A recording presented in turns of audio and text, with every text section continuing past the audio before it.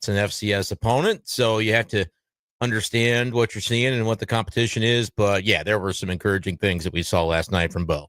And we'll see what happens with everything else that happened from the game, namely the injuries. One from Sam Horn and also Blake Craig, the kicker. So we will get to that very soon.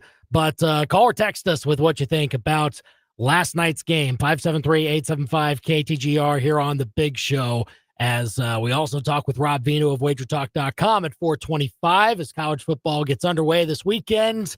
We'll also talk about that Micah Parsons trade yesterday that really shocked the NFL world. And our picks of the week at 545 as well. So call or text us at 875-KTGR. You can also tweet us at KTGR Big Show and follow us on Facebook as well at facebook.com/KTGR Big Show. Now the Big Show's Big Deal.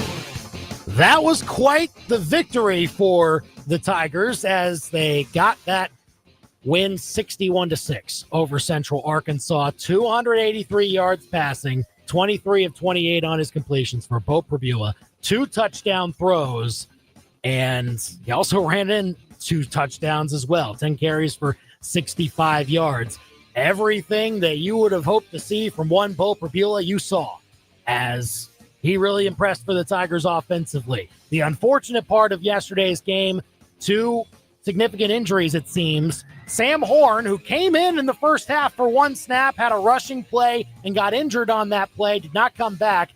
It was seen in crutches with a cast on his leg, so uncertain as to what the situation is there. Also, Blake Craig came out hurt early in the second half and did not return. That is the Big Show's Big Deal on this 29th day of August, 2025. You can call or text us here at 875-KTGR here on the Big Show to discuss everything that happened. I mean, we can start with the good, right, Brenden? Like, that's where we should start ultimately.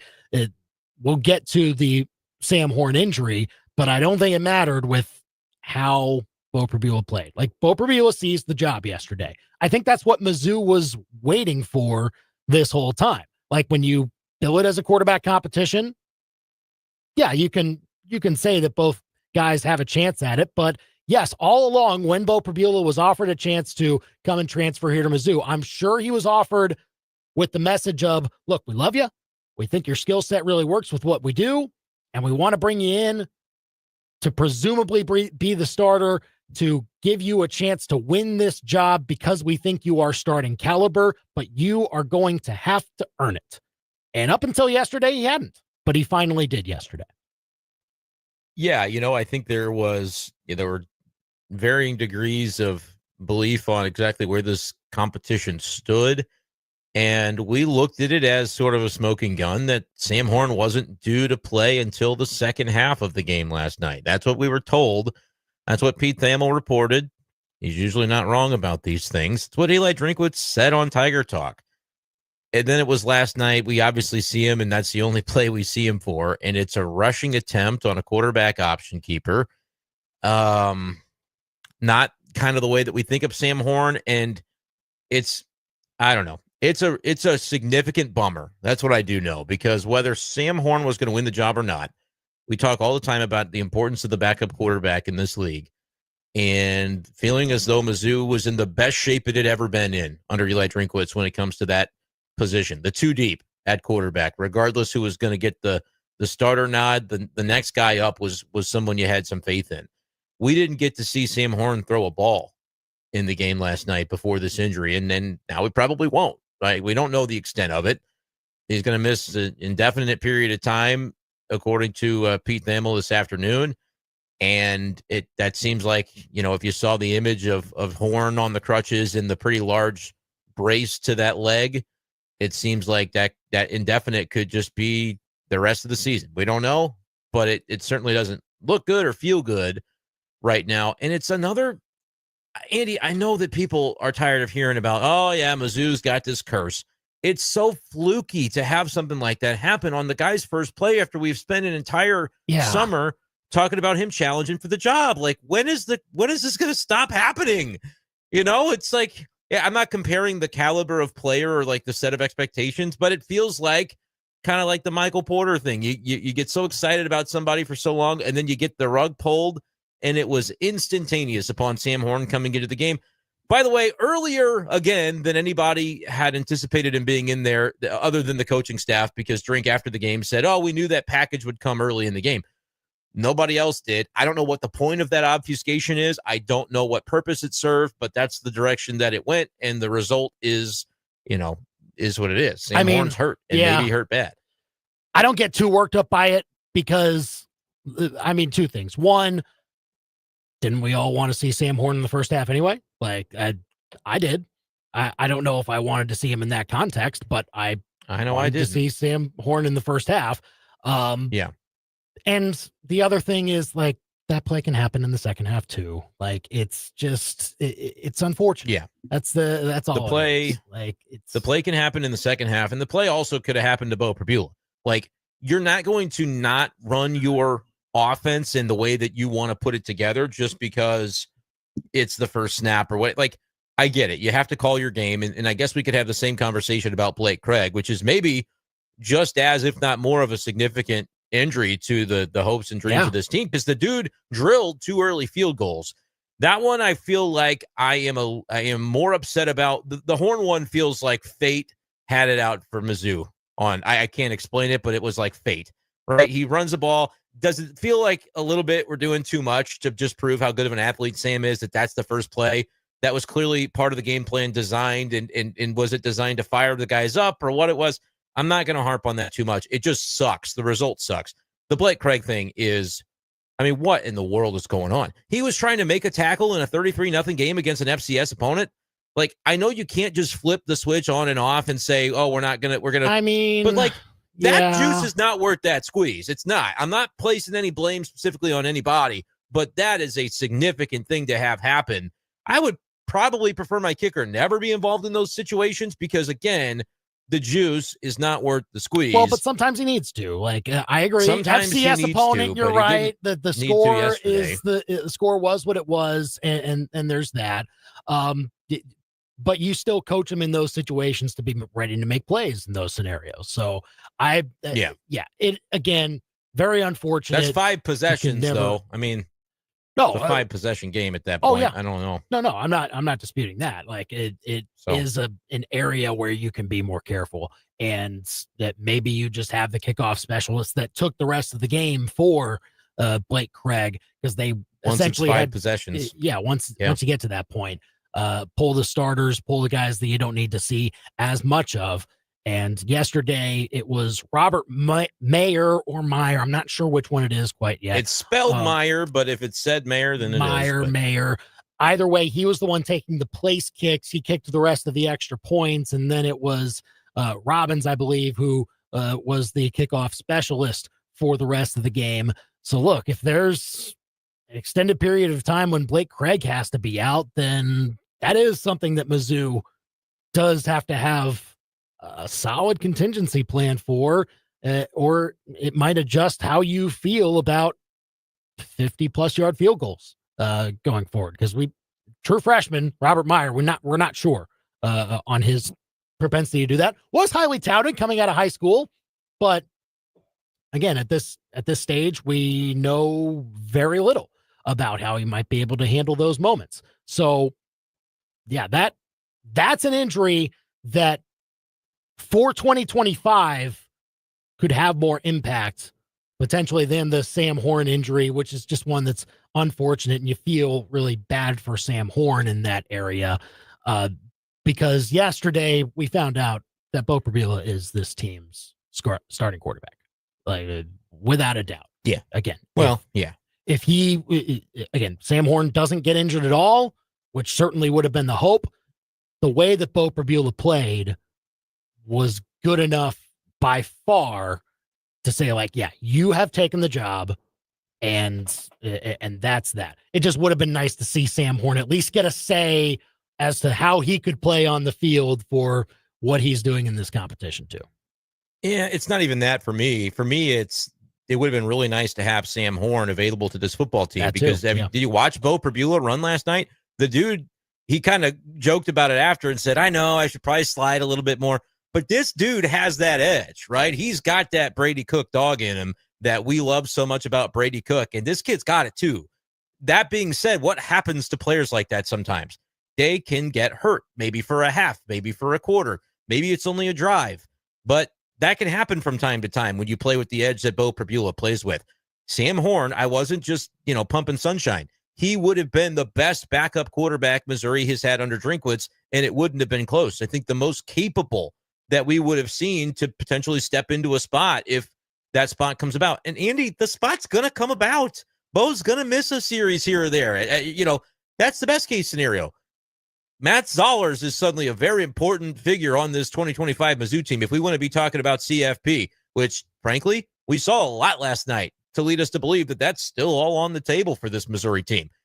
I'm a little bit worried about what happens in a close game when we need a kick. I'm a little bit worried about the offensive line, but they did seem to settle things in as the game went along with their new positions that they're playing for the first time. So I'm not even going to harp too much on that, although it's got to be better against Kansas. But, there was a lot of good stuff that we saw last night.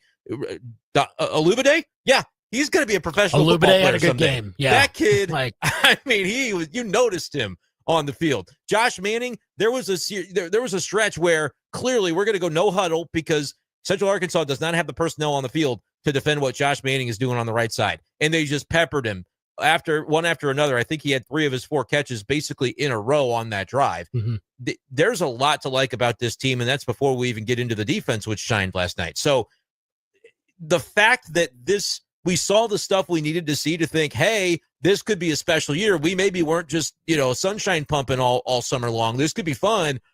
But then to know that 2 key figures toward that are now potentially gone we don't know the length of time, Andy, but it didn't look good for either Sam Horn or Blake Craig. And that's a bummer for the way that we view this thing moving forward. And look, there was no real definitive answer, and there shouldn't be at this point.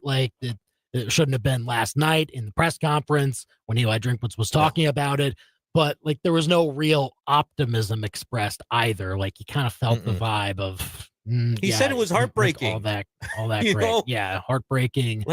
And all that. It also it kind of also during that press conference, it was a little more somber, not to take it all the way down from this, but we learned right then and there about Ben Arnett and who for folks who have not heard Andy, yeah, I don't know how much people are fully aware of. Certainly have heard around here in Columbia for sure. It's awful. That's a tragedy. Yeah, in our community. Yeah, and we were all kind of shocked ourselves. We saw the news get posted essentially during Drinkwitz's press conference. Because Drink seemed to open knowing he said you guys are about to see and really just tried to pay respect to what that situation was, understanding the number of people in that room that knew and loved Ben Arnett.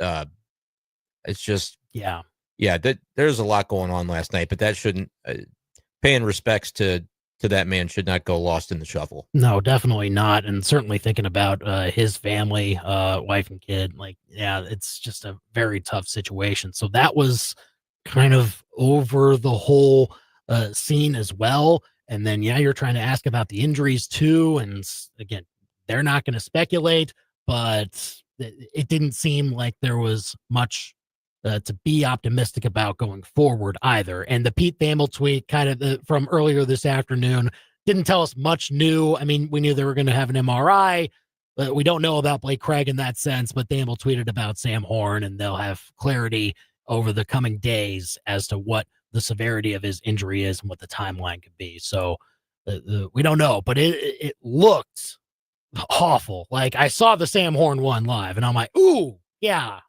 that didn't seem good.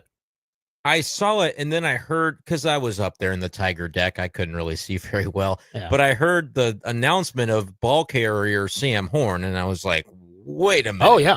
But I assume in the press box, as he's trotting out there, everybody is noticing that going, kind of late, actually. Here? It wasn't until the play started when everyone realized, oh, that's 21 out there. I heard the stats people, because they'll talk amongst each other quite a bit to relay info. Okay, that's 21 out there running the football. So we noticed a little bit late, and then it didn't take long for the hit to happen right after that. And then you're like, that's Whoa. not Bo Prabula, and he's down. Yeah. He's down bad. And he tried to get up at first, but then realized he couldn't. You saw it. Yeah. Oh, I was sick to my stomach when I saw that. It was, because all the work he has put in, Andy, like, I said all along Bo Prabula, right? But that doesn't mean that doesn't hit you right in the gut when you know that this guy has come back from Tommy John. He's stuck with this program. He's been, he gets back on the pitcher's mound in the spring, earns himself a spot with the Dodgers based on that performance that he showed in a small setting. But he was ready to. He's been working all summer. He was a full go in camp, and then to have that happen is just. I just hope it. They say there's MRIs. There's going to be some additional testing, and we'll know more. I'm hoping for a 6 to 8 week injury, man. Don't let this be something that's going to take 12 months from this kid. And then with Blake Craig, I'm worried it's going to be something that takes 12 months from this kid. So, that's tough. 61-6 should not feel so bittersweet is sort of the way that I would frame it, because that they play. I mean, that offense, Ahmad Hardy is everything we thought he would be, Andy. Like, I know it's an FCS foe, but you could see the juice in this kid. You could see it in Bo Prabula. Brett Norfleet making plays, taking a huge hit and coming right back in, catching a touchdown. I mean, there's a lot to like about this offense, and that was the side of the ball that we were kind of skeptical, and maybe the public was kind of skeptical about. And this defense has some dudes on it, man. There's nothing worrying about the defense and how they played yesterday. There's no reason if you're really bit of cornerback stuff, but it's probably nitpicky. It's the first game. Maybe a drive or two was helped out by a Central Arkansas penalty, and you wonder how the rest of the drive would have gone if it hadn't happened. But, and I also wonder, like, within that, Central Arkansas goes, hey, when we get a one-on-one with certain matchups outside, we're going to throw it up and see if the cornerback panics. And we saw a couple instances of that. What I worry about is when you're facing an SEC offensive coordinator, head coach, quarterback, wide receiver, does that group take even more advantage of a situation if they notice one? That would be, but I'm not overly concerned. And we didn't really see Jalen Catalon. Like, there wasn't a lot of opportunities for him to be picking balls out of traffic, or, you know what I mean? Like, it was very much the type of defensive effort you want to see. I learned no new information about this defense yesterday, and that's probably good. Right? Yeah. Like, I don't know how they'll look against another SEC team. I don't know how they'll look next week against Kansas. I assume they'll have a propensity to hang in those games, but they did what they were supposed to do today. You saw several players make key tackles, like Josiah Trotter made some really good plays. Noticeable. Yeah. Damon Wilson got the first couple of sacks. So, like, you saw what you needed to see, but if you were looking to learn something positive about this defense, you didn't really learn that, but that's okay. Like, move on to the next week, and we'll probably learn a little bit more about what they can do. Maybe the same feeling about the offensive line too, but I'm slightly more concerned about that. Maybe, there were some questionable moments early in the game. You could even isolate it to maybe a few possessions, but 2 to 3 plays, really. That, like, my thing is, as long as it's not a legitimately free, untouched runner at Bo Prabula, like, just put a hand on a guy and he'll probably get away. Like, he has that type of escapability. Yeah. There were 2 instances where it was a complete untouched, just right to him. Yeah. And I think one goes as a sack. One, he might have delivered a throw for incomplete or whatever the case. But the fact that was happening right around the Sam Horn thing, where you're realizing how fickle the depth at quarterback is potentially about to become, you cannot let Bo Prabula take those types of hits. I don't care who it is. But it didn't happen the rest of the game. And so it was that just like early jitters from a O-line that's in a different spot than maybe we thought 3 weeks ago it would be in. That very well may be, because Caden Green was responsible for one of them, and he's going to be their best lineman for better or worse. So I think you get the early jitters out, and hopefully it's a much better story against Kansas. But we know how important the line is, Andy, and so to see that early was a little bit of a, if nothing else, it's a wake-up call. Like, oh boy, this could be a thing that we have to monitor. We'll see. But I mean, there are things still to work on, but less time now to work on it before a very big game next week. That's the this is concern. It, man. I mean, this is huge. Yeah. I'm uncomfortable. I was looking it up. I think Mizzou is still around a touchdown favorite. Probably I'm right. uncomfortable. It's probably right, but I'm uncomfortable with just everything about this situation because we don't know what our kicker's status is. We don't know anything about Sam Horn, but what we do think we don't like because it just didn't look good for either guy. So I don't know. 61-6 exceeded my expectations, right? I thought they'd put up 40 or 50 points. You had a pick six mixed in there. It wasn't Dalen Carnell, but it was a true freshman linebacker, McClellan, that he had some speed too to run that thing out 83 yards the other way. But there so many good things that we saw. If it's not for those injuries, I would be taking my shirt off and whipping it around like a towel right now. I loved yesterday so much. It just, those two injuries, man, there's going to be some freshmen that have to step up. It's going to be Zollers in the fact that he's got to be ready. And it's going to be Mayer that has to be the kicker if Blake Craig can't go. We'll maybe learn a little bit in the next few days about those situations. But until then, we'll see what happens. 875-KTGR. Give us a call or a text. Give us your reactions to the first win of the season for Mizzou football. A convincing win at that, but didn't come without a cost with a couple of key injuries to monitor going forward. 875-5847. If you want to weigh in, you can also weigh in on our YouTube channel as we're live right now. You can comment there at KTGR Sports on YouTube. And Rob Veno of WagerTalk.com will join us next to discuss all things Mizzou, college football this weekend, all of the craziness around the Ohio State-Texas line that's happened in the last 24 hours. And man, that Micah Parsons deal, what does that do to the NFC North prediction chain, essentially? Rob Veno joins us next on The Big Show. The Big Show with Andy and Brenden continues next on your total sports station, KTGR.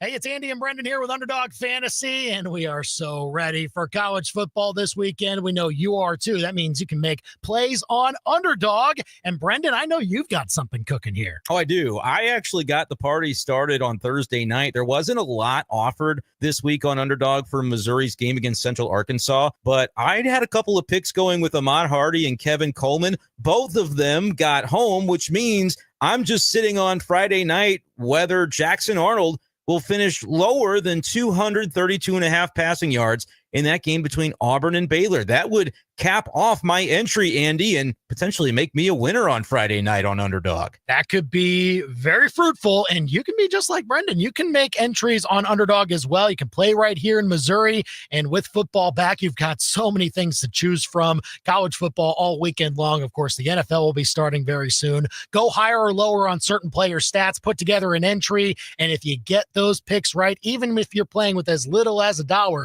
you could win up to 5,000 times your money by getting those picks right. So don't wait. Download the app today and sign up with promo code KTGR to score $50 in bonus funds when you play your first $5. That's promo code KTGR. Millions of fans have already won billions making plays on Underdog. Will you be next? Underdog, make plays, win money. Must be 18 or older and present in Missouri. Terms apply. See assets.underdogfantasy.com/web/play and get terms _DFS_.html for details. Concerned with your play? Call 1-800-GAMBLER or visit ncpgambling.org. Discover, explore, and soak in the views of the incredible landscapes that make up the last frontier, Alaska. Experience the diverse culture and rich history as we cruise the Pacific coast and explore the wilds of Denali, Glacier Bay, and beyond. Join Zimmer Communications and Colette Travel September 9th at 6:30 p.m. at the Courtyard Marriott in Columbia for an informational meeting. Alaska, the last frontier, and it's waiting for you. To RSVP and learn more, go to ZimmerCommunications.com. On game day, every needs a. And every tailgate needs Kingsford charcoal. And a match. Whatever lot you're in, whatever you're grilling up for your fellow Tiger tailgaters, Kingsford charcoal is the official charcoal of Missouri football.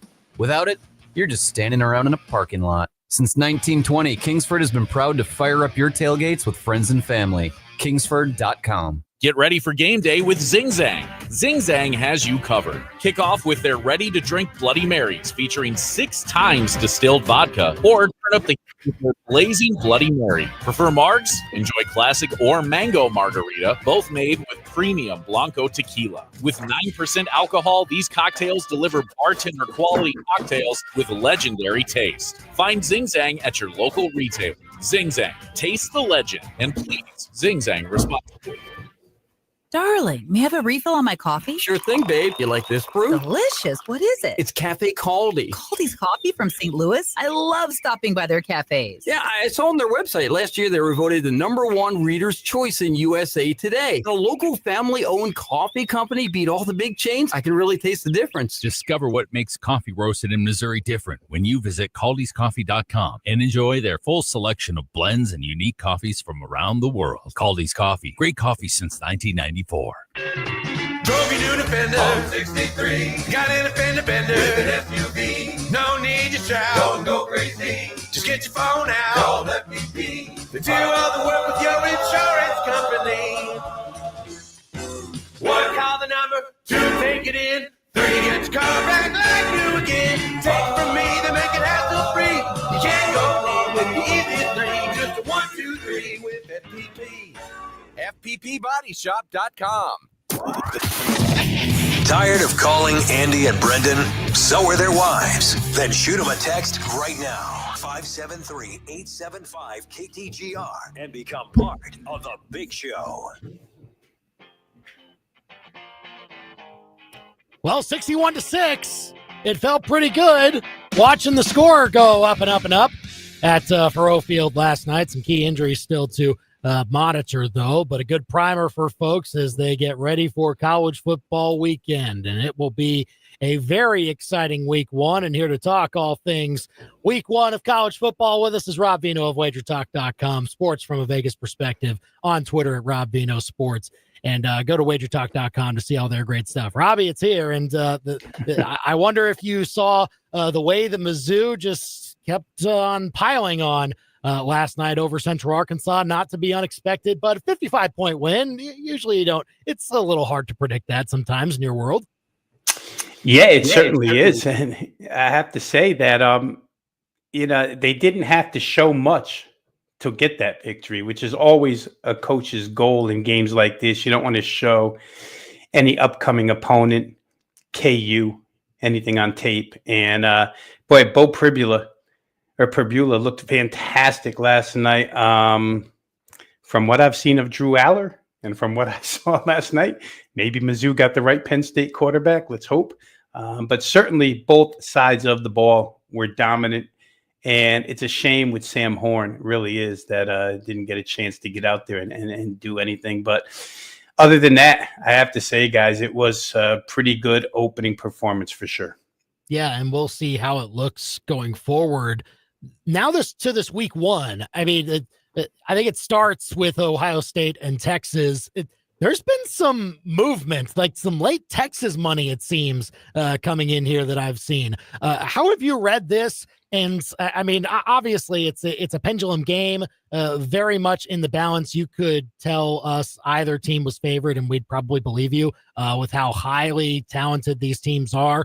But how do you read a game like that when we see so much volatility before it?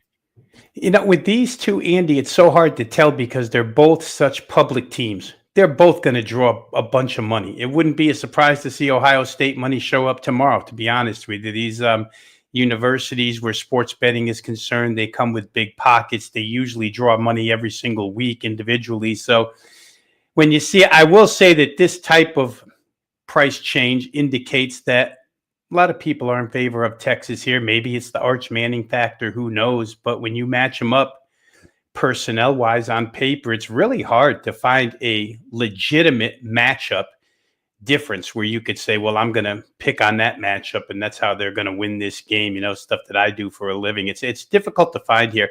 I think both sides, again, when you go through it, you can make arguments for their good. You can make arguments for their flaws or so-called flaws because they reload, and we don't know what the reload looks like until it's a couple of games in, right? It's hard to replace the types of players that they lost. Texas on the offensive line, Ohio State for that matter on the offensive line. So filled with individual stars. The one thing that I did take notice of, and it's gone now, The total also, Andy, got hit pretty good, 50.5 down to 47, more than a field goal move. But there was a lone offshore and a well-respected one earlier today that got to 46.5.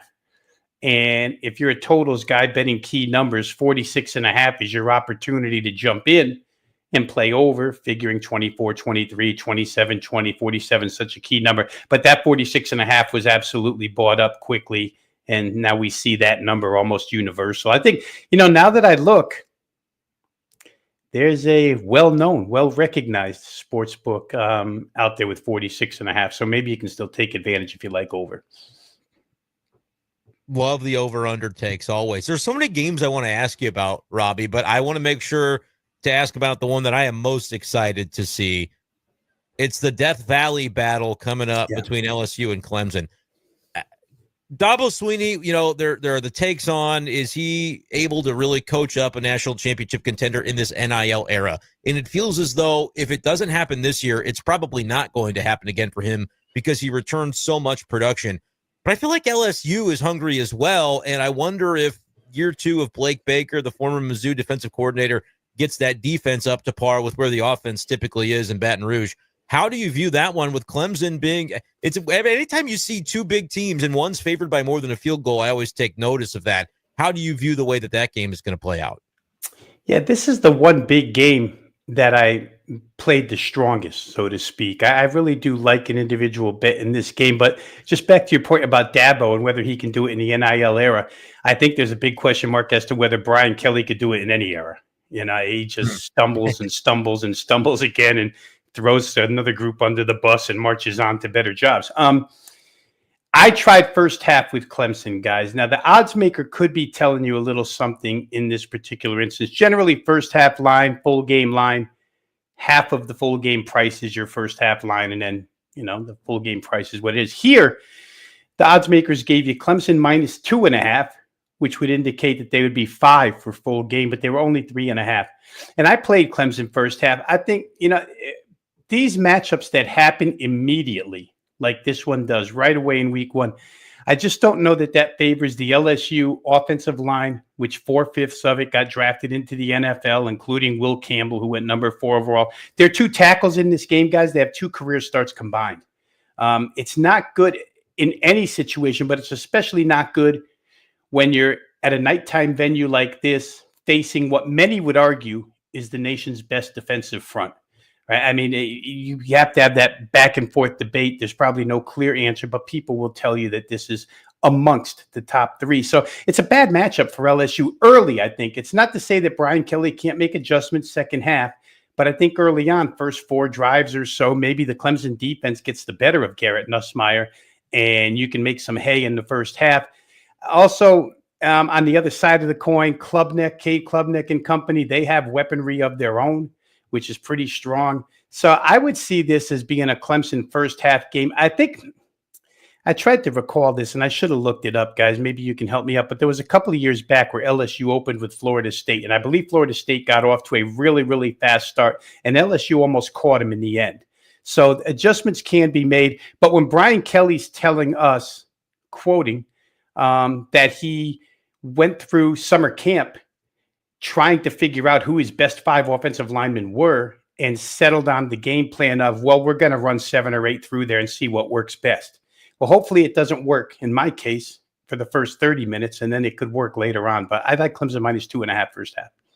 Rob Veno of WagerTalk.com with us on the Big Show, KTGR and the KTGR app. On Sunday night, the matchup between Notre Dame and Miami, Notre Dame's getting a lot of that respect, of course, and they're road favorites in this environment.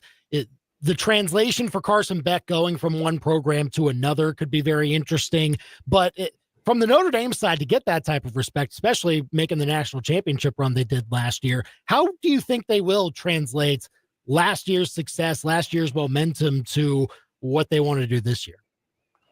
I think they'll be okay. One, because of Marcus Freeman, the head coach, and 2, because what they did in that college football playoff, guys, making it all the way to the championship game, was kind of unique. Remember, they did it with a quarterback who was absolutely zero threat to throw the football downfield. Riley Leonard was a runner at best, and they did it behind an offensive line that had 2 major injuries during the college football playoff and 1 to start the season. So they're actually without 3/5 of their offensive line.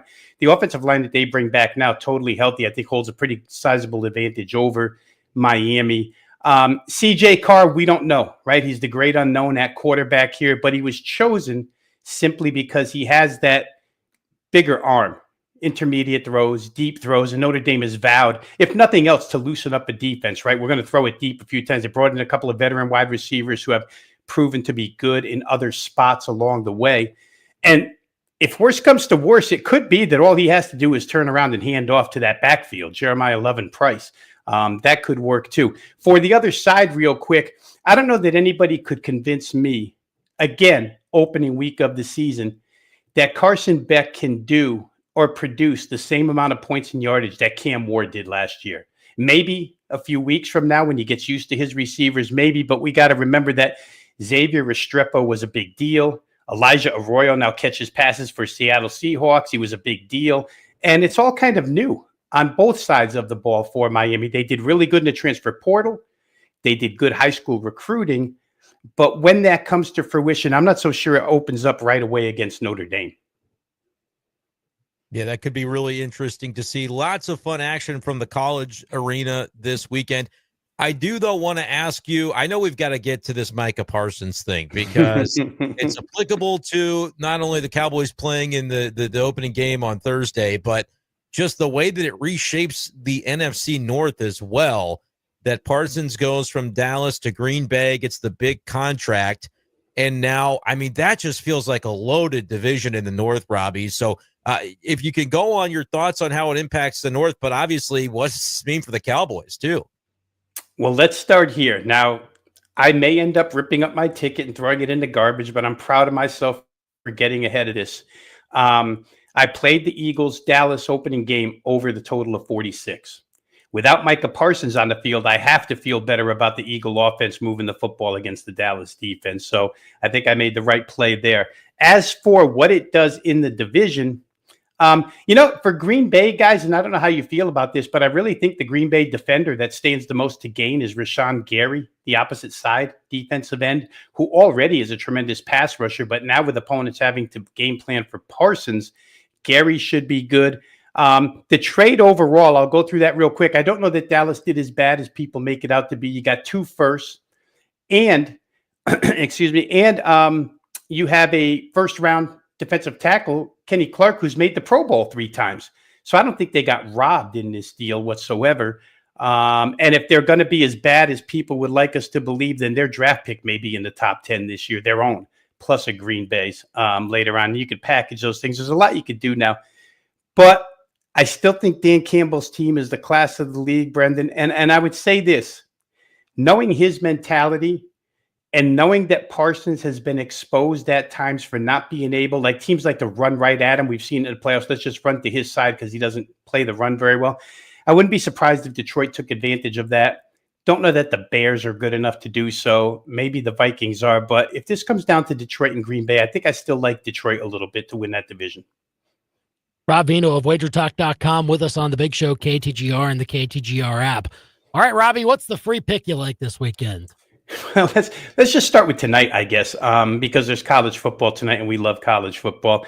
But I'm going to go to the old Navy head coach, Ken Niumatalolo, who's now at San Jose State, and all of a sudden turned from a triple option running head coach to a pass-happy head coach. San Jose State returns a lot of that pass offense, and Central Michigan is in a state of turnaround here. New coaching staff, new players. They can't get to the portal like big schools can. So I just think it's a bad matchup for a team that ranked 123rd in pass defense last year on the West Coast against San Jose State, looking to get off to a fast start. So I played their team total in this one, guys. I didn't want to say, go ahead and win it for me by 17, but I think San Jose State will find their way to 34 points.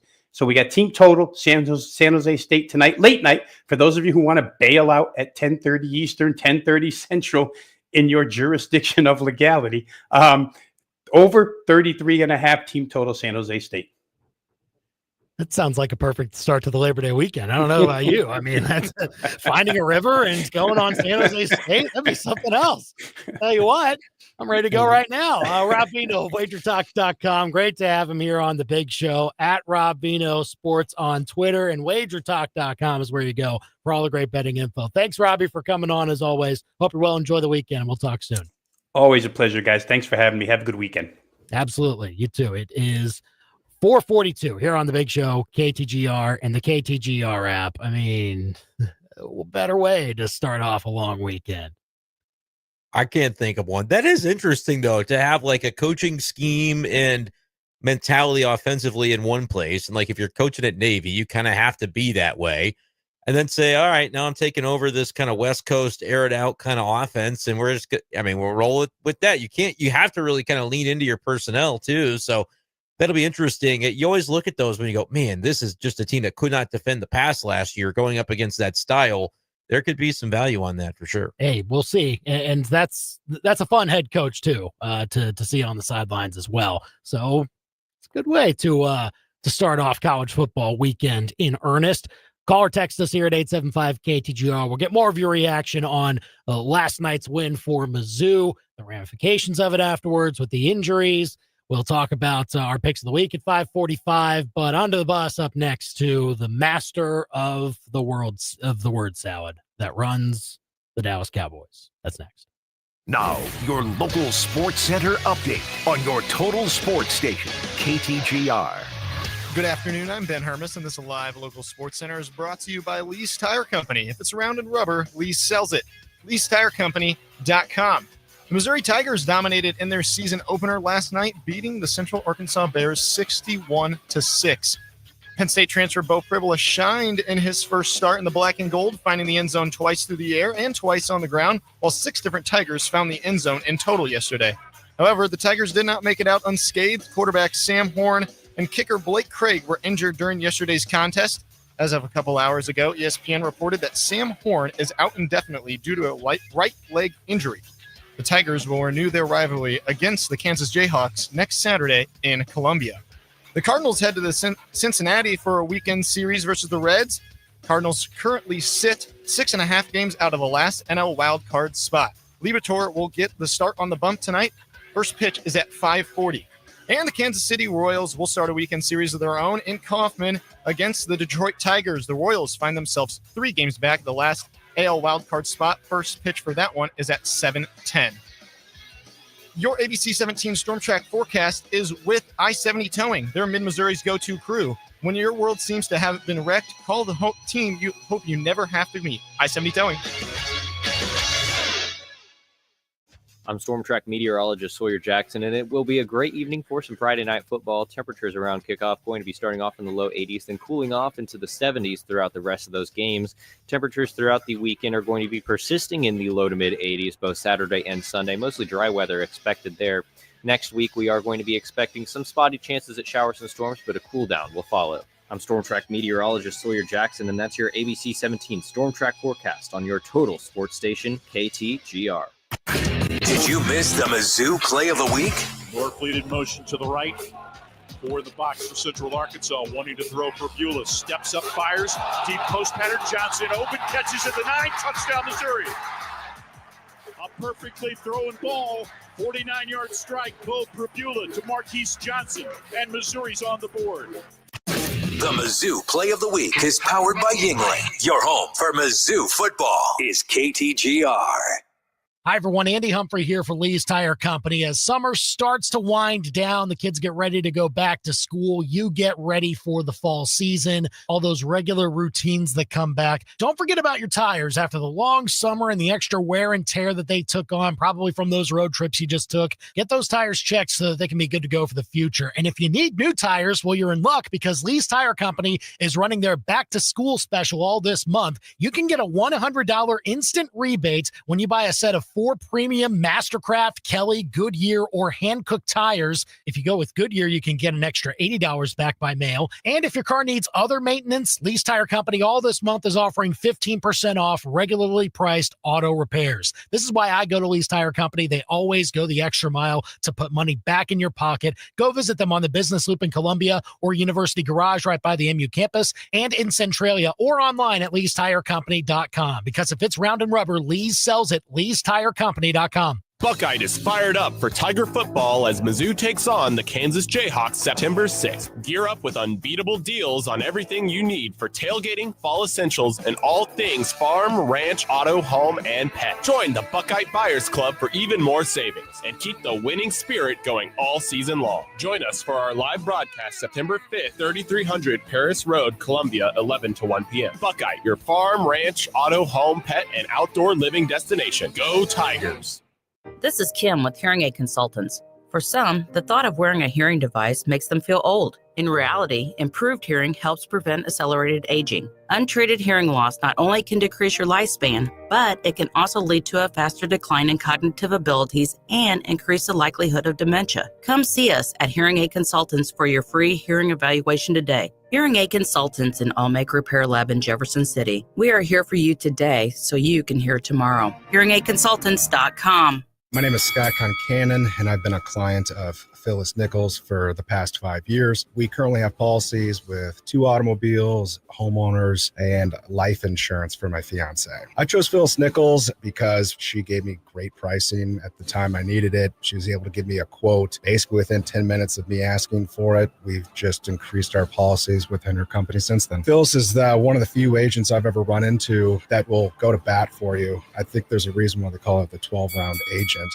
Hello there. This is Quentin with JQ's On High in Jefferson City. We are looking for skilled and passionate hospitality team members who can bring both front of house charm and back of house know-how to our unique food service operation. We offer competitive pay plus tips, a fun work environment, and we welcome your creative input on our made from scratch menu. If you are dependable, love great food and great people, apply in person today at JQ's On High and be a part of something special here in Central Missouri. The American farmer. He's up before the sun, working the land, all to feed the greatest country in the world. He's strong, he's tough, and he's hanging a whiz off his combine deck. Sweet. Dude deserves a medal, the highest recognition, and an even higher deck to pee off. Because come on, you can't go from blasting a freedom stream off a combine to a boring bathroom. That's un-American. Farmers deserve Crutch's Custom Exteriors. True beauty is on the outside. CrutchesCustomExteriors.com. If it's Mizzou sports, it's happening here. Now, back to the big show on KTGR. It's time to go under the bus on the big show. I mean, I was kind of duped, I got to say, because I thought it was as simple as Jerry Jones is just over dramatizing this whole situation, like he wants to do. Like he's just going to draw this out and eventually Micah Parsons will be signed, but it's not without the extra media attention that will happen.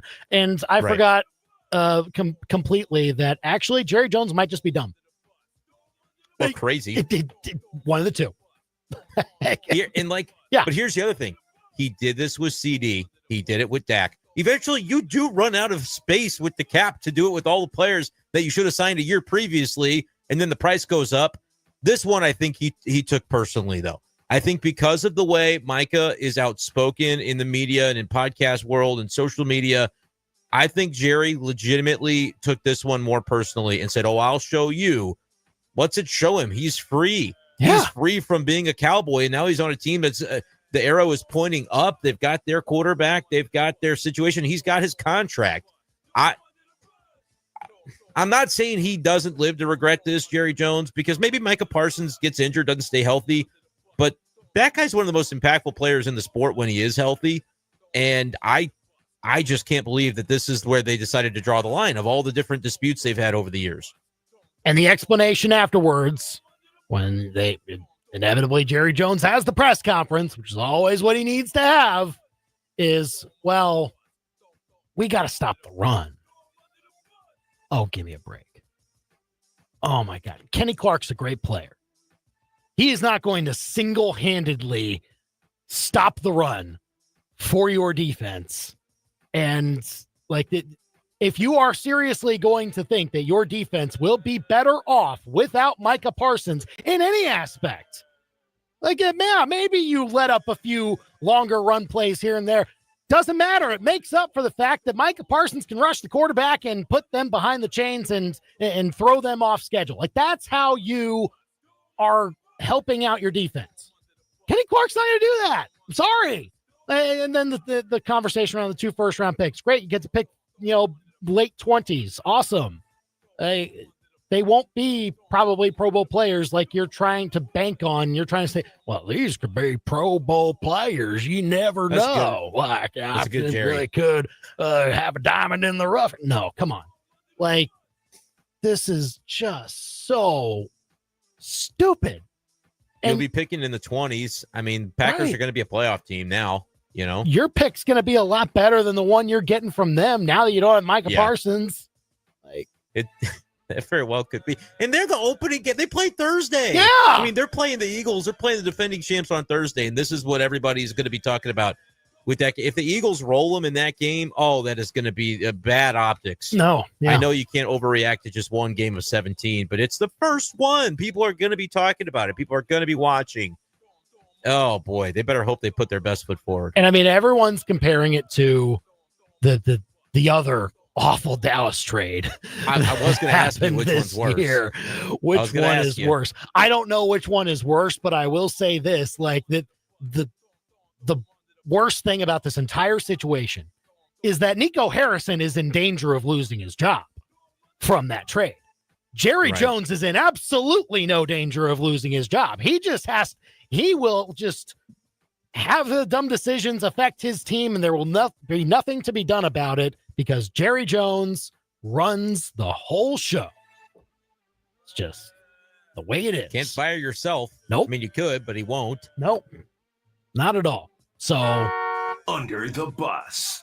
And I can't even fathom how Dallas fans feel about this whole thing. Mavericks and Cowboys fans, 2025 is the year from hell. What's going on? This is terrible. It's time for the sweetest thing in sports on The Big Show. Obviously, a great win for Mizzou yesterday. The scoreboard, it gets you excited. It was not great to see the injuries.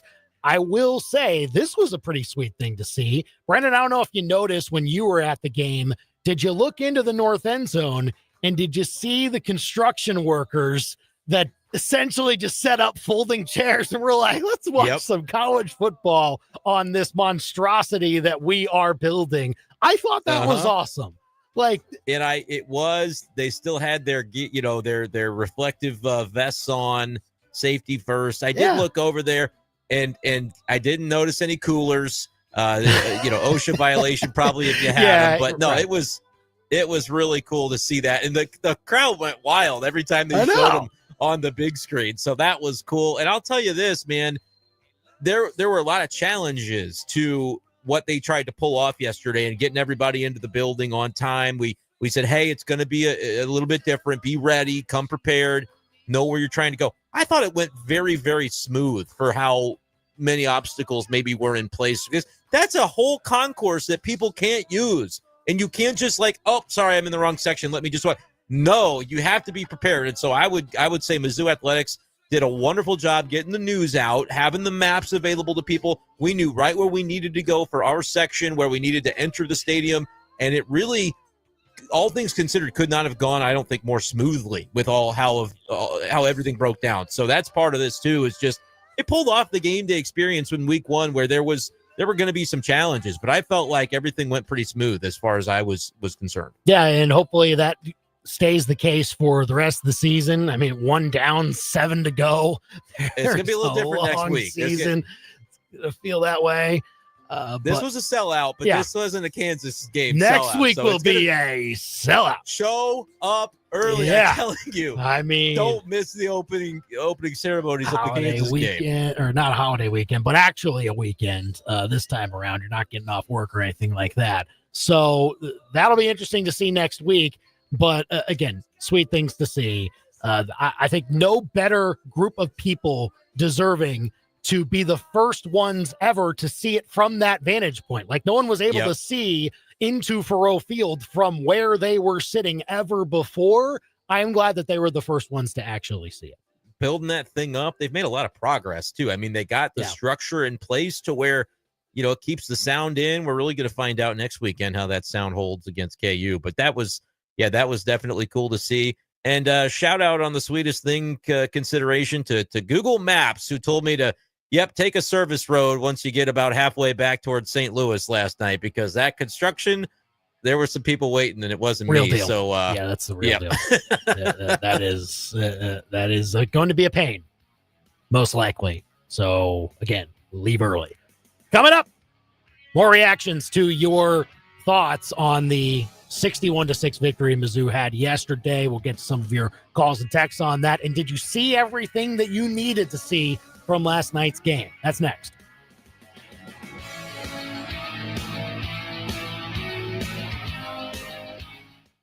Epic Bug Battle Raps. Brown Recluse versus Tick. Fight! Yo, Tick, you think you're sly, but you're an amateur fighter. I'm a brown recluse spider, spitting venom, cause I'm a better biter. You codependent loser, latching on skin. I wish we weren't related. You a lame arachnid. So sit back and relax while I bust on your bloodbath. I weave a web of truth. You're just needing a feeding and getting fat. Be ready for defeat when we meet, cause all it takes to kill you is a couple minutes inside a dryer on high heat. Listen, Charlotte, while you're weaving your web, I'll be burying my body inside another host to go and get fed. You want to talk dead? Who are you? Once you're found, all a human has to do is grab a shoe. Now you're squished, you won't be missed in your wish. Instead of 6 eyes, you had 9 lives and carry disease like Lyme.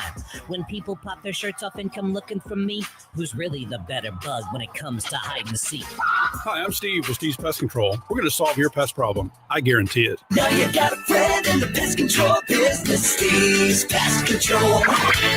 It was 2 p.m. on a Monday when the phone rang. Brian Ware Plumbing answered the call. He was a regular customer of Brian's, but he was confused. Out of breath, the man shouted, "You're offering a lifetime warranty on water heaters? I just told my wife about this. We've never clapped for plumbing before." Brian smiled, chuckled, and confirmed it was all true. They are indeed offering a full lifetime warranty for your next water heater. Hey, maybe you'll clap for plumbing too. Better call Brian and unplug your plumbing problems. BrianWarePlumbing.com. The newest Louisville Slugger for your slugger, $449. 2 nights in a KC hotel for a weekend tournament, $580. A new set of golf irons for your mental health. How much? Sports are crazy expensive, so head to Play It Again Sports to trade in your used gear for cash. You'll save big on gently used equipment for baseball, softball, golf, and more. Whether you're a parent in travel ball or a golfer who just wants their ball to travel past the first tee box, Play It Again Sports. Think of them first so you don't finish last. PlayItAgainSportsColumbiaMo.com. KTGR AM Columbia, KTGR FM Fulton Columbia, K286CL Columbia, in Missouri's total sports station, KTGR.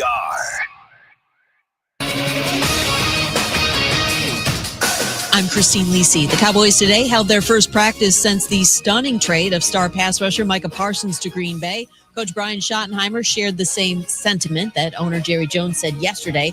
The trade was a unanimous decision by the front office and coaching staff. Schottenheimer added that the goal in Dallas does remain the same: to win a world championship. For the much-anticipated Week 1 showdown tomorrow between top-ranked Texas and number 3 Ohio State, the Buckeyes again are a 1.5-point favorite at ESPN Bet. It's just the latest movement this week in the point spread for the game. Yahoo Sports contributor Andy Backstrom explains why. I think that what you're seeing is preseason polls and preseason expectations and preseason lines moving. We really don't know exactly what's going to happen. I don't expect a blowout. I know some pundits have suggested that might happen, but I really think this will be one of those one-score games going down to the fourth quarter. Andy Backstrom on Joe and Q. Padres shortstop Xander Bogaerts put on the injured list with a foot fracture. San Diego's 2 back of the NL West leading Dodgers and holds the second NL wildcard spot. ESPN Radio is presented by Progressive Insurance. Progressive Commercial Insurance flexes to fit your business's needs. From quick repairs to adjustable coverages and even payment options, Progressive Commercial makes it easy to get what you need. Quote today in as little as 7 minutes at progressivecommercial.com. From Faurot. 15 to the 10, to the house. Bush. Back to the wall. and Arrowhead. Touchdown! Kansas City! To your speakers. This is the big show, baby. Get fresh takes on the biggest sports stories in mid-Missouri. Right now, this is The Big Show with Andy and Brenden on KTGR. You guys, you remember that one time when I told you for like 8 months that Bo Prabula was going to be freaking awesome? And then he played his first game at Mizzou, and he was freaking awesome. Yeah, that's what happened last night on Faurot Field at Memorial Stadium, 61-6. Your Tigers taking down Central Arkansas, and now KU looms. We cannot wait. We'll be basically looking forward to that matchup every single day here on the Big Show between now and September 6th. But coming up in a few minutes, we'll continue to look back to last night's game and ask this question: did you see everything you needed to see to feel good about where your Missouri Tigers are after one game of this 2025 season? 5:25 on the show. We'll get back to talking more about that Micah Parsons trade to Green Bay. Touched on it a little bit last hour, but what in the heck is Jerry Jones thinking? Or is there a world in which maybe this was the right decision? We can kind of go back and forth on that and finish up today with our picks of the week around 5:45 as the producers got us last week, which was a theme last year. So Andy and I will try to get the better of the producers this time around. 573-875-KTGR to call or text on the show today. But first, it's 5 o'clock. It's time for the Top 5 at 5 on The Big Show. Number 1. If you want to trade away for curtain number 1, you can have curtain 1. 61-6. That's a pretty lopsided score as Mizzou.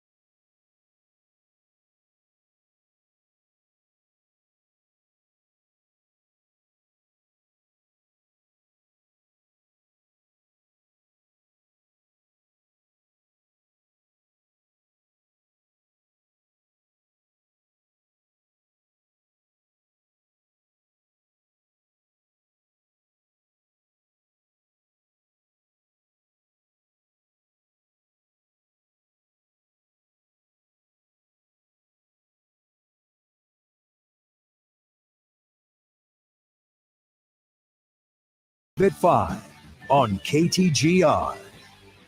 875-KTGR if you want to call or text us here on The Big Show to talk with us about anything in the world of sports. And, that's about what it is with Micah Parsons. We'll talk more about it at 5:25. But give us your reaction to Mizzou football getting the victory 61-6 over Central Arkansas last night. And did you see everything you needed to see? Certainly from Bo Prabula. I think you have all of the info that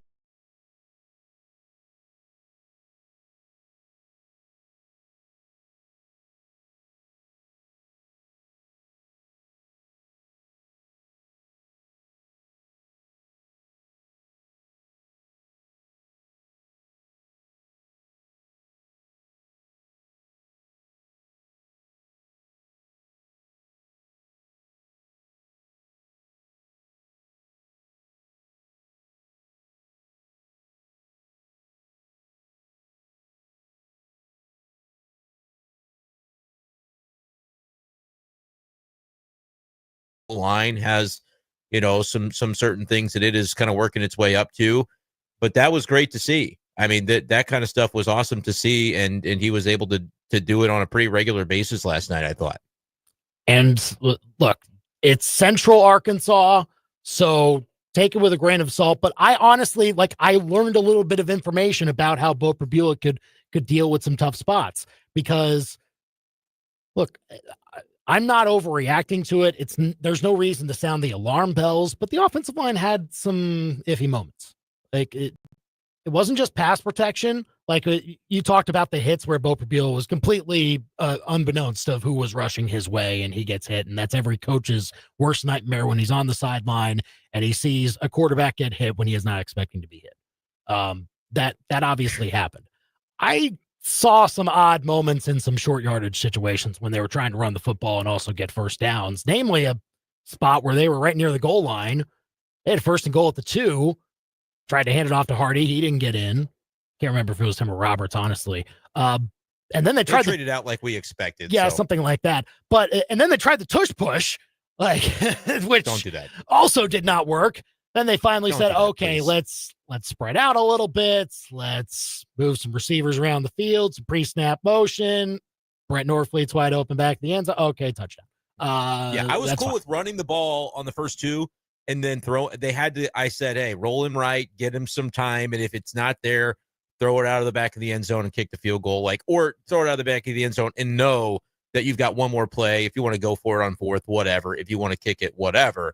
But I really did appreciate the way they handled that particular moment, because you do want to pass play. You do want to be able to let Bo, if he sees it, great. If not, throw it away. Make sure there's a second on the clock. That's some end of half kind of stuff that really could come into play in a closer game, Andy. So I'm glad they did it that way. But what do you think of the tush push part of it? That part, I was so surprised. I had little time to even react to them even running the play. And I think they were on the 2, or technically on that. I thought they You're were. asking the wrong guy. Okay, I'll find was a half mile away. I will find the play-by-play. Don't worry. But yeah, I'm pretty sure they were on the 2-yard line for that, which, yeah, look, if you're on the 1, yeah, go ahead and do it. See if you can try it out and if you can translate to it. But even then, you're an SEC offensive line. They are an FCS defensive line. You should be able to punch it in. 2 plays to get 2 yards. And they couldn't get in. I agree. That was they couldn't. A little bit concerning. But again, that's one snippet of what happened last night. And so they got better as the game went along. So you're willing to excuse that a little bit more when you saw maybe even a couple different combinations. We saw Tristan Wilson sub in. Some other guys came into the game as well to show what they could do. So, I mean, there was some improvement throughout the game, but again, I still have the same questions I did about this offensive line before that game. And now you've got no runway. You've got Kansas next week. Yeah. And I was kind of head in the sand about the line. I was like, whatever, they say it's going to be fine. I'm not going to react to anything before we see it. But then I saw it and I didn't like what I saw early. And early, against Central Arkansas is something you can kind of shoo away and say, whatever, they'll bounce back. And they did. But against another team, I mean, that turns into probably a strip sack fumble at some point or an injured quarterback at some point. And so, yeah, they don't have the margin for error anymore to have any more free runs at Bo Prabula, who, I mean, when it's coming from the blind side and, 60,000 people can see it, but he doesn't know it's coming. That's just not a good feeling. So as long as they get those out of the game, I think they're going to be fine. But the competition is going to ramp up here. As much as I'd rather spend the week making Kansas jokes, they're a capable team, and this is going to be a fight. Call or text us 875-KTGR. James texting in, need to nix the tush push. Yes. I mean, yeah. I didn't like it, especially with the injury that happens to Sam Horn. Like, I understand you kind of still have to run your game. They can't not run Bo Prabula. That's going to be a huge part of their offense, but unnecessary risks are what I was maybe looking at with that, because that could be an injury play. That offensive lineman, that could be an injury play, and you can't afford those guys to be banged up either. So, yeah, I could do without it. It's not like Prabula is a huge guy. Am I wrong about that? Like, I don't think he's relative to what some like a Jalen Hurts. I don't know if Hurts is bigger or small, but it's just, I don't know. I think he's better at other things probably. He is a solid runner, though. Like, you still should use him in those situations. Sure. And they tried the Brady Cook play, the fake toss, like with him. He didn't that. really sell the toss as much. I don't know. Cook had it down to an art form. Oh, he did. It was, yeah. It was. I believed it every time. Oh no, he's still got. I mean, he was so good at that. But that I would say be willing to perfect and try again. The tush push part, I don't know if that's going to be the strength of the offense. But you know what? If you're going to try it at any point, maybe they figured you try it in this game where if it doesn't work out, it's okay. But I thought coaching wise, they handled the end of half really well, because you go run play, and then there's no time left other than, hey, we're going to do a passing play. And if it doesn't work, we can decide, do we want this field goal or do we want to chance it and go for the last play of the half, knowing the opponent doesn't get the ball back. I thought they did handle that part well. And, the Norfleet, I mean, that's the kind of play that hopefully they stash that one away and can maybe use again after people forget about, because it was just very, very good sort of play design, I thought. Jalen Hurts is listed at 6'1", 223. Yeah, he's not huge either, I guess. Bo Prabula, 6'2", 212. So, like, yeah, he's a little thinner. Yeah, but like we're talking about, you almost have to have the muscle and the, what's it for Hurts? It's the squat, that he can squat like 500 pounds or something insane like that. It's insane. I don't know what Bo is squatting, nor do I care. I just would rather see his runs be more in the open field rather than be used as a battering ram, because he's just too important. And like you said, in that scenario, you would think you could just run the football in and get a push. But I'm okay with the fact that they bled the clock down until they had to throw and scored the touchdown. That was good to see. And I was glad to see Norfleet be the one to catch it, because he got popped on that very drive. And I was just starting to think, man, Norfleet takes some hits. And there were a couple of balls that I feel like were just maybe overthrown by a tad yesterday, to where the receiver even was kind of like, not worth turning this into a hospital ball. And I didn't mind that either. Self-preservation against Central Arkansas is okay. Like, maybe you lay out and really try to make an unbelievable play, but then you leave yourself very exposed to a tough hit. And so I thought everybody kind of handled themselves pretty appropriately. I think Ahmad Hardy did a little bit of that on his play where he ended up cutting it back across the middle for his big run. I thought maybe you're one stiff arm with the right arm out away from going down the left sideline. But I think if he does that, that could turn into a hip drop tackle really easily. And then Ahmad Hardy's down. So I thought he was very smart about, if I'm going to get tackled, I'm going to kind of control how I go down, which I thought was good. Yeah, the ways that the running backs preserved themselves throughout the game, I thought was good. The ways that the carries were dispersed, I also thought was good. Yeah. Like give Jamal Roberts some pitches also to take off the load of Ahmad Hardy. Because again, like, if you want Ahmad Hardy to be your workhorse, that's fine. Still a young guy though, and still breaking into a brand new league that is a lot faster. The players are 25 to 30 pounds heavier, and so the hits are 5 to 10% harder to come back from. And as you take them longer and longer throughout the course of the season, that's going to start to wear on you. So you want to make sure that Ahmad Hardy is as healthy as can be for as long as possible throughout this season. Don't mind Jamal Roberts getting all those carries. And look, Roberts wasn't all that flashy, but he was effective, I thought. I mean, he averaged about 4 yards a carry. I don't think you need to ask all that much more from him on that. We'll see if he gets more chances to carry the ball next week. But he'll still be valuable in a lot of sets, I think, for Mizzou throughout this season. And actually, like, DeVorce Jones actually did some things well out of the backfield. He made a catch that I was like, those are some nice hands. That was a good catch. Toward the left sideline, coming back the other. It kind of had to adjust to the ball. That was a really nice play. So he's got some pass catching chops, and I think they're going to be in really good shape. We've talked about the depth a bunch. I saw 4 wide receivers, and you can tell me if I missed anybody that made an impression, but I think this team goes 4 deep with guys that I think can make a play at any given time. Coleman, I think, acquitted himself really nicely. He is who we thought he was going to be. Please be careful in the return game if they're going to do the same thing with Coleman as they did with Luther Burden.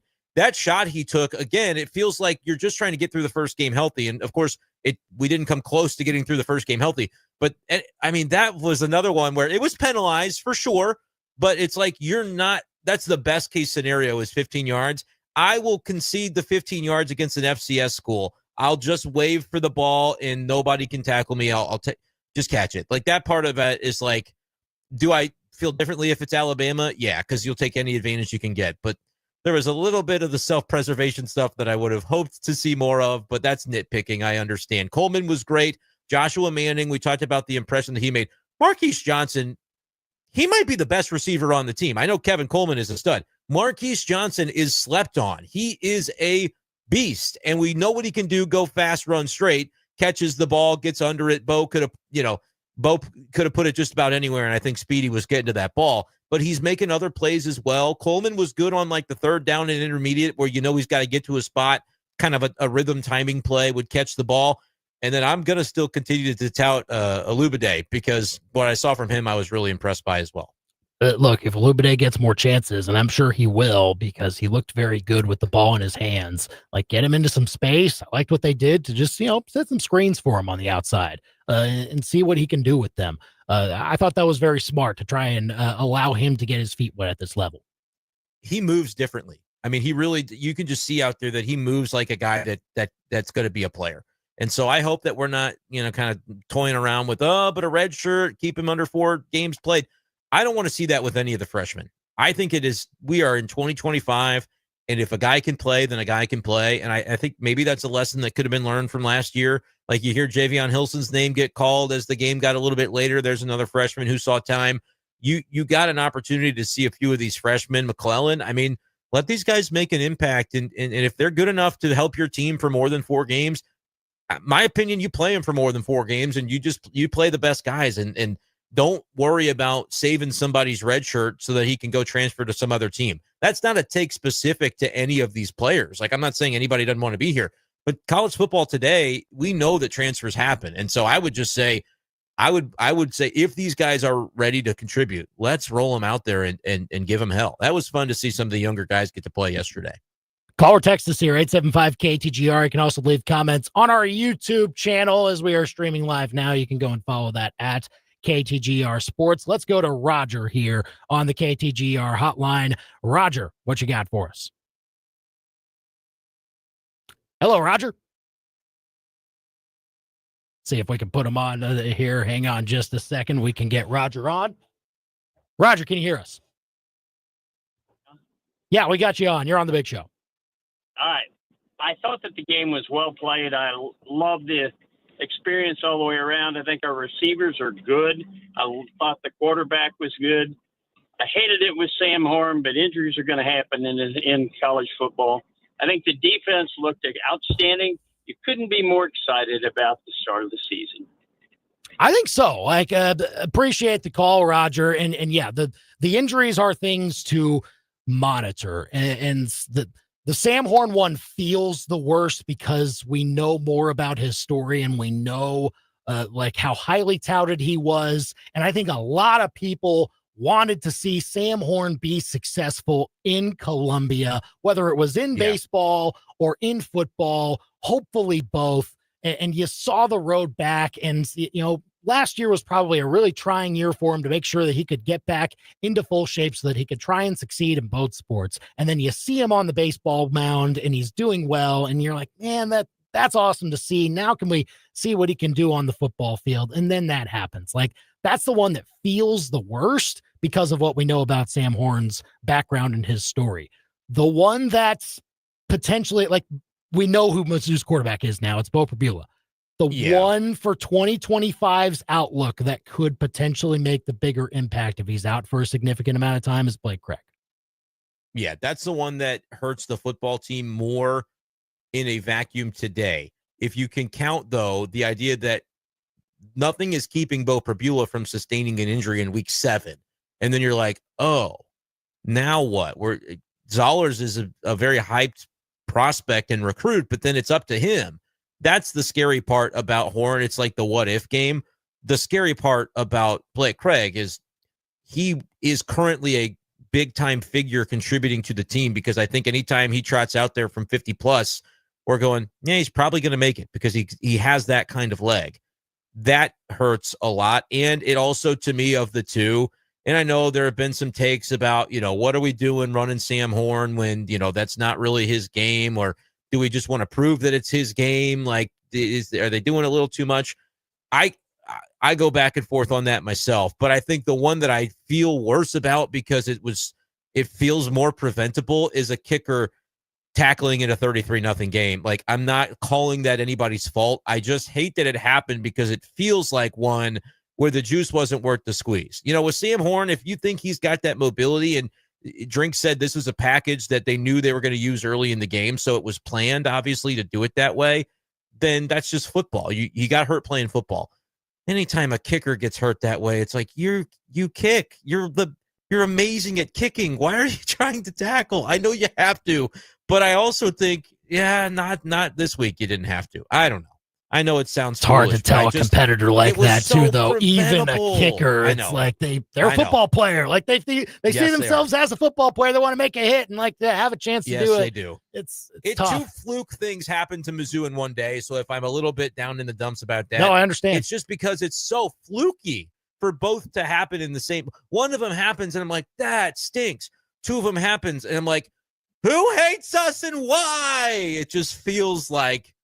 It feels like that C word, curse, and I know that's stupid, but come on, the proof is starting to add up a little bit. Can we not have these types of things happen when the season opens? I don't know.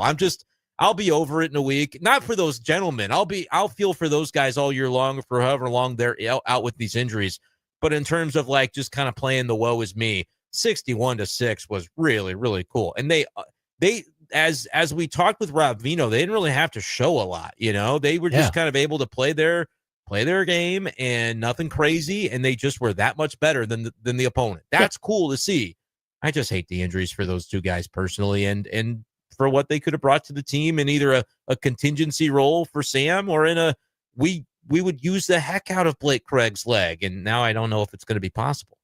Call or text us here, 875-KTGR, to tell us if you saw everything you needed to see from Mizzou's win over Central Arkansas last night.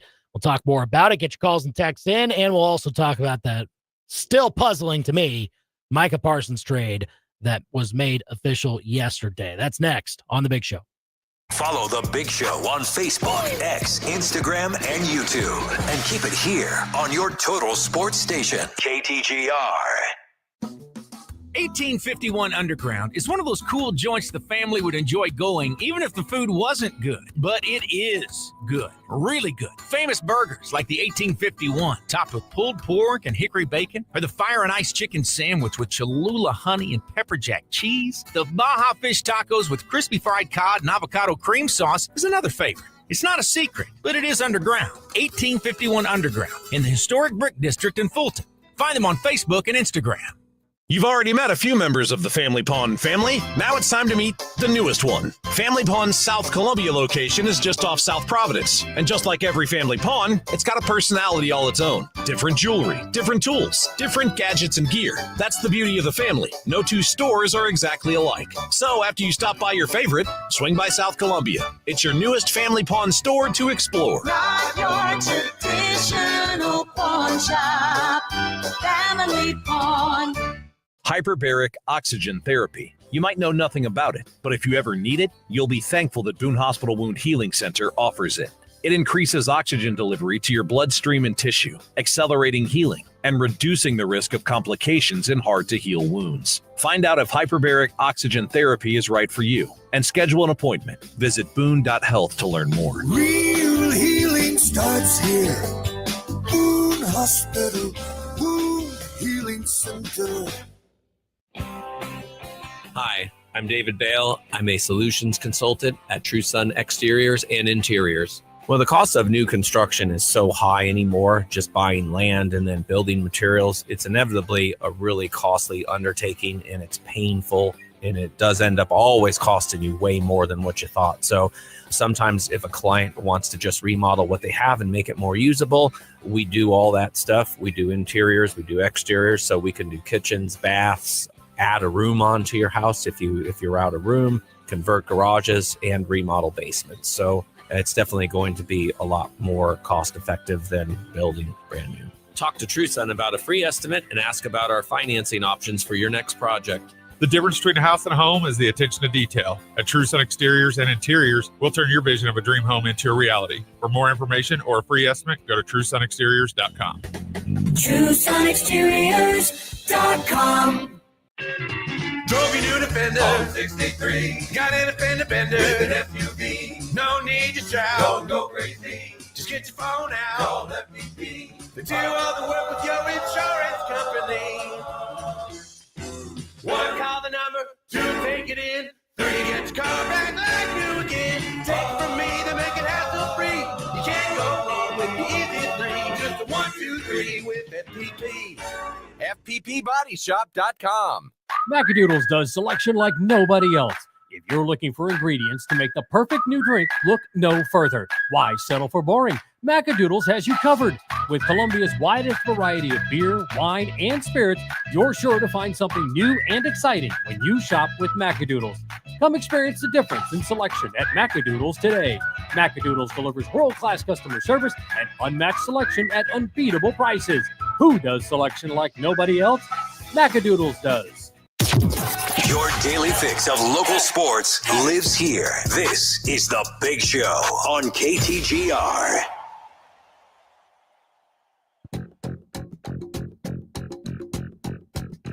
Pretty good win last night.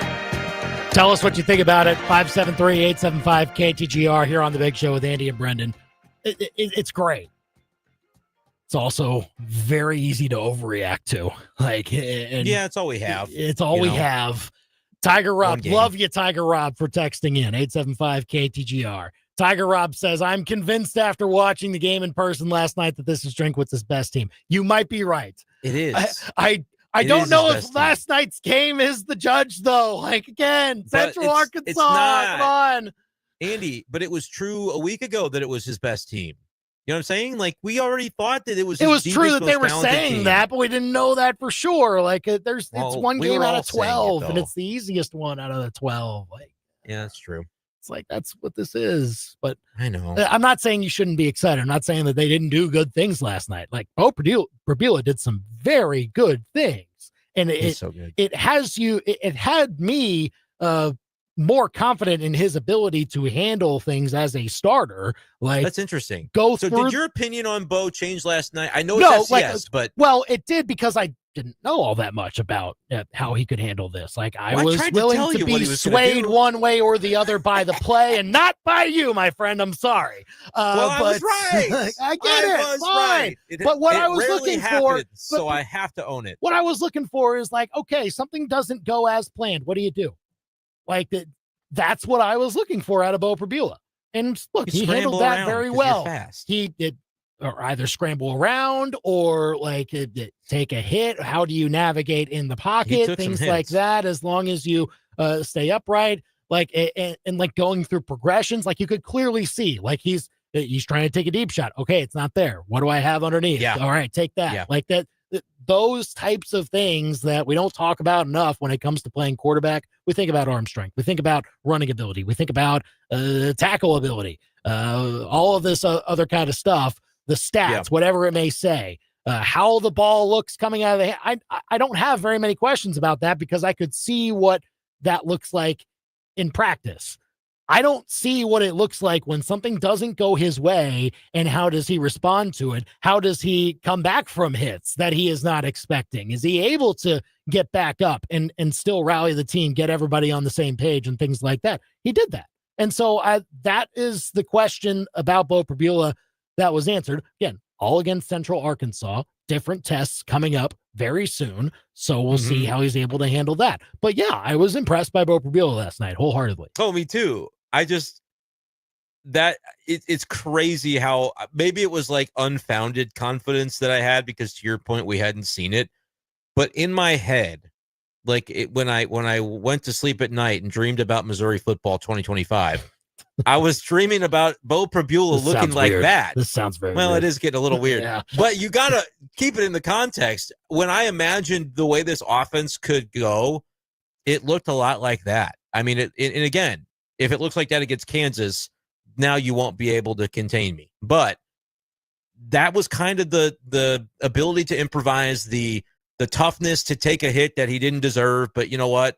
The line kind of let him down on this play or that play, and he gets back up. I liked there was a play during one of the 99-yard touchdown drives where it was a pretty long play that comes back on a holding call. It was toward the left sideline, and I think the hold happened about the 4-yard line because when they brought it back to the 2, which gave them a little more room than what they had before. Right. But I watched Bo as the flag was coming out, and he's just like Mahomes doing the, hey, everybody huddle up, gather back up. Oh, like the little sort of thing that Mahomes does Mahomes with his finger. little, yeah, where he kind of, he's got – and I couldn't see if Prabula had a mouth guard hanging out of his mouth like Pat does. That's what that's every time. Don't it kills become me Dylan Raiola, Bo Prabula. Don't do it. Don't go that route. Don't do it. No. But I watched because I thought, okay, this was a big play. You're at the shadow of the goalpost. How does he react to knowing that the great play they just made as an offense didn't count? And his reaction was, huddle up, let's go. Yeah. Very small thing, but I thought that matters. No, That's I think the it kind does. of stuff You're right.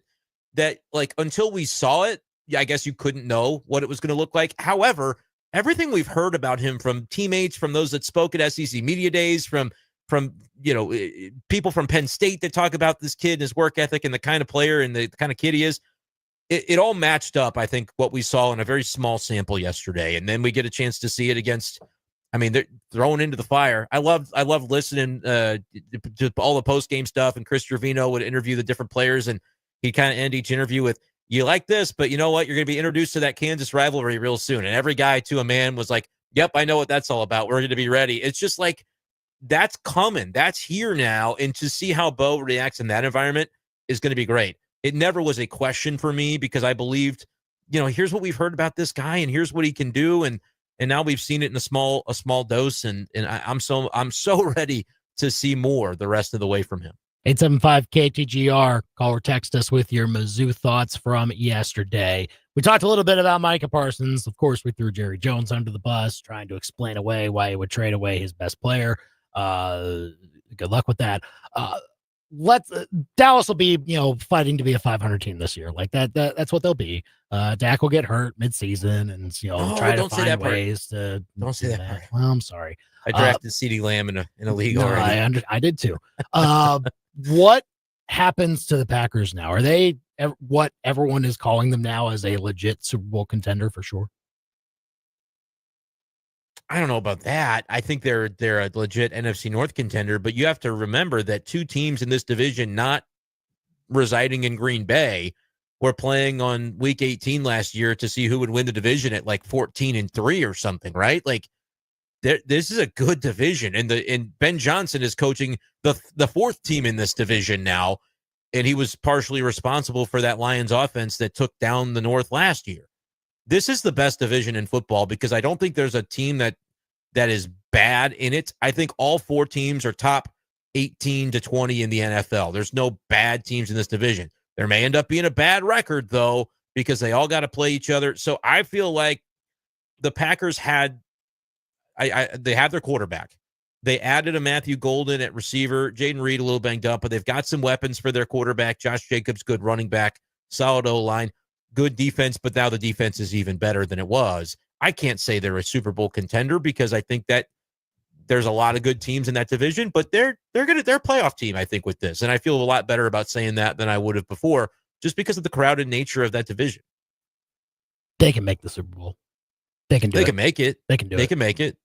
They can. Who else do you like in the NFC? I mean, who else? The Eagles will probably still be there, but I don't know how. Like again, it's maybe unfair to question coordinator changes again because Nick Sirianni dealt with it last year and he figured it out, but he's doing it again with the offensive coordinators, and so we have to see what that looks like. We also have to see what Detroit looks like. I think Detroit will take a step back. I don't think they'll be the 1 seed this year. Probably still a playoff team. But moves like this move the Packers a little bit closer to that mix. And anyone can rise from that mix. The team that gets this kind of boost right before the season, a little bit more momentum, I would be bullish to take that team a little bit more. So I don't know. Very intriguing. I actually will pick them to win the division. But I don't know. The NFC conversation could be another one. Yeah, I don't think I want to pick them to win the division, but they'll win 11, 12 games. Okay. Like they did last year. Could do the same. That I like JJ McCarthy though to basically be Sam Darnold or better. What if he's better? You know what I mean? Like the Vikings are suddenly really good. Yeah. I'm high on Caleb Williams. I don't know what's the 4th place in the division. What's their record? 8-9 probably. That's what I'm saying. Yeah, it'll be a great not division. a bad division. 875-5847. Call or text us with your reaction to the Micah Parsons trade. Our picks of the week are coming your way next on The Big Show. Now, your local sports center update on your total sports station, KTGR. Good afternoon. I'm Ben Hermes, and this live local sports center is brought to you by Lee's Tire Company. If it's around in rubber, Lee's sells it.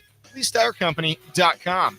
The Missouri Tigers dominated in their season opener last night, beating Central Arkansas 61-6. The 6 different Tigers found the end zone in yesterday's contest. However, the Tigers did not make it out unscathed. Quarterback Sam Horn and kicker Blake Craig were injured during yesterday's contest.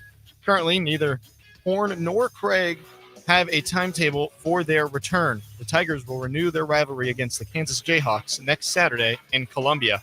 The Cardinals head to Cincinnati for a weekend series with the Reds. St. Louis is currently 6.5 games back of the last NL wildcard spot with only 27 games remaining in the regular season.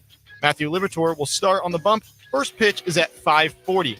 And the Kansas City Royals will open up a weekend series of their own tonight against the Tigers. The Royals are 3 games back of the final AL wildcard spot. Kansas City dropped a weekend tilt in Detroit last week, looking to turn things around this week against the Tigers. Seth Lugo will get the start. First pitch at Kauffman is at 7:10. Your ABC 17 Storm Track forecast is with I-70 Towing. They're Mid-Missouri's go-to crew. When your world seems to have been wrecked, call the team you hope you never have to meet. I-70 Towing.